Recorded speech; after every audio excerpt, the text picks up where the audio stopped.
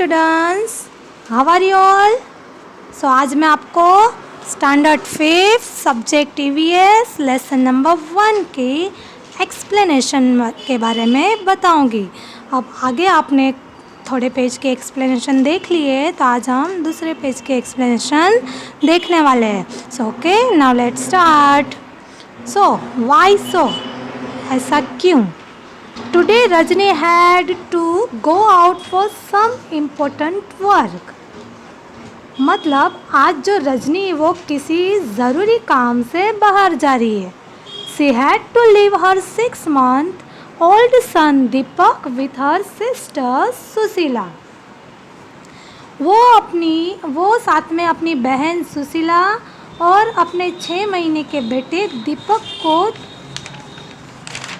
छोड़ के जा रही थी। मतलब वो ऐसे बहुत टाइम के बाद बाहर जा रही थी, तो वो अपने घर पे अपनी बहन और अपने बेटे को छोड़ के जा रही थी। Sushila also has a baby of the same age. Sushila का एक वही उम्र का एक बेटा है। It was funny that both the babies did potty at the same time. अब बहुत ही फ़नी वाली बात है कि दोनों जो बेबीज़ है वो एक ही टाइम पे क्या करते हैं, पोटी करते हैं। She happily clean her daughter, but when she was cleaning her sister son Deepak, she covered her nose with a dupatta या तो scarf.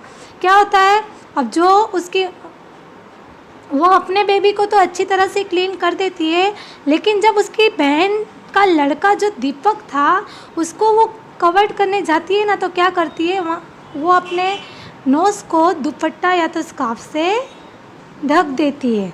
Now next, think and discuss. सोचना है और डिस्कस करना है। Sushila covered her nose when she clean Deepak nappy, but not when she clean her daughter. Why do you think she did this? अब सोचने वाली बात है ना, जब सुशीला अपने बेबी को क्लीन कर रही थी तो उसने अच्छी तरह उसको क्लीन कर दिया, उसको स्मेल भी नहीं आ रही थी। लेकिन जब वो अपनी सिस्टर के सन दीपक की नेपी चेंज कर रही थी, तब उसने क्या किया, उसके नोज़ को दुपट्टे या तो स्कार्फ से ढक दिया। तो अब ये सोचने वाली बात है ना कि उसने ऐसा क्यों किया। Next, how do you feel when you walk near a heap of garbage. जब आप कोई ऐसे डस्टबिन के पास से या कूड़े के पास से चलते हो, तो क्या आपने ऐसी चीज़ महसूस की है। Think of the children who spend the whole day picking thing from the such garbage. आपको उन बच्चों के बारे में सोचिए जो पूरे दिन इस तरह के कचरे से चीज़ें उठाते हैं। अभी हम कभी कभी देखना, हम ऐसे ही निकले हो डस्टबिन के पास से या हमें स्मेल आई हुई हो, तो हम ऐसे ही अपना नोज़ ढक देते हैं।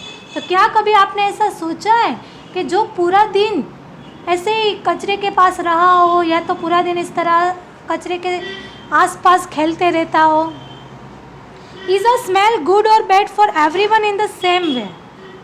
क्या होता है,